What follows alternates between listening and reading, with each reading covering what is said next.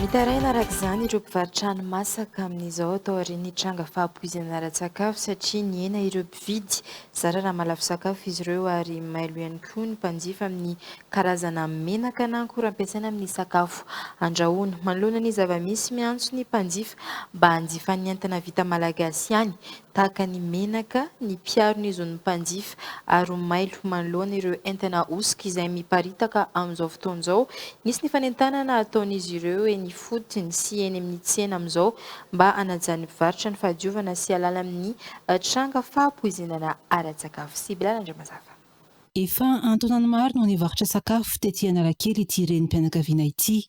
Mahalafo vary tapagony isan'andro izy teo aloha, saingy taoriany ny resabe momba ny fahampoizinana ara-tsakafo dia nahatsapa fa tena nenieny ireo olona tonga misakafo ao aminy raha ny fitantarany. Lasa mailo sy matahotra avokoa ireo mpanjifa ny amin'ny karazana menaka na akora ampiasaina amin'ny sakafo andrahoana. Vitsy ny olona, tsy dia betsaka ny olona amin'ny sakafo. Ary ny olona mametsaka question hoe tena azo antoka ve sakafo madama? Masaka zao mabidy vary maina fotsiny. Dia ina ty? Ny laoka zany tsy dia matahotra mividy menaka. Fa dia laoka akoho zao dia ilay akoho matavy be. Dia tripy, ohatran'izany ny hen'omby matavy be dia tsy mila menaka intsony. Dia ilay saosiny ireny foana no alaiko atao ao anatin'ilay fangaron-daoka. Ka ilay fanapozinana efa mahafao be ilay tantara dia tsy hainy marina hoe siramamy ve sa menaka ve sa lafarina ve sa inona. Ohatran'ny hoe miparitaka ilay zavatra dia ohatran'ny hoe ny hena tena misy tsaikany amin'ilay tsenanay ilay izy ka. Nandritra ny fidinay fotony nataony piarony izony mpanjifa ny nahitana izy ireo fa miparitaka ny entana osika amin'izao, hoy ny piarony izony mpanjifa.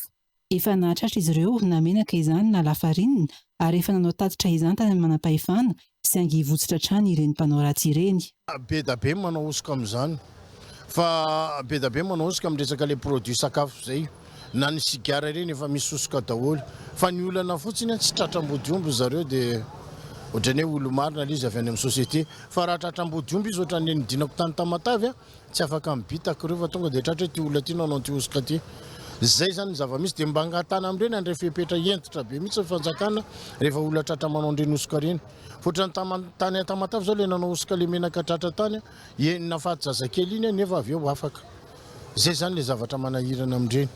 Za moa tsy tsara tsy fatako izay antony tao, tsy fatako hoe inona na afaka azy na hoe tsy sary zay ohatr'izany.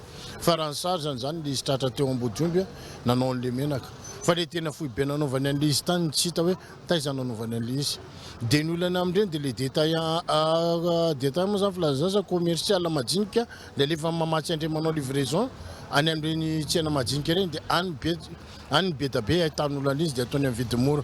Manoloana ny zava-misy miantso ny mpanjifa mba hanjifa ny entana vita malagasy ihany tahaka ny menaka ny piarony izony mpanjifa ary omailo manoloana ireo entana osika izay miparitaka amin'izao. Ataony zalany ambadika any ilay osika ataony dia ny etiketin'ilay société no entiny, iny no entiny vidiny dia ilay jerrycan reny. Fa reny jerrycan reny rehefa mandinika tsika hafanendry zareo dia mihena lasa 16 litres ou 18 litres ny ao anatiny. Satria maika kely ilay jerrycan. Reny zany tokony jeren'ny mpanjifa fa tsy hamono antoka ny société mihitsy ilay société izay manao an'ireny vokatra reny ho amin'ny malagasy hoe menaka na lafarinina. Eo ihany koa ny entanina ilay resaka avy any ivelany l'importation. Reny koa miditra eto anisan'ny manao an'izany. Mangony fotsiny koa ny délestage amin'ilay zavatra efa mipetraka ao anaty frigidaire dia tonga ny délestage dia lasa poison an'olona ilay izy dia lasa ilay orinasa ny victime. Zay zany zava-misy amin'izao tsika miaina zao, zay tokony jerena aingana zay.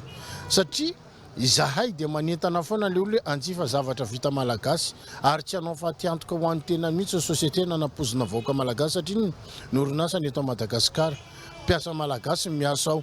Ka raha misy an'izay zavatra zay ireo mpiasa malagasy majinika miasa ao ihany manaparitaka an'ilay resaka avy eo dia fantatra hoe manao osika ilay société.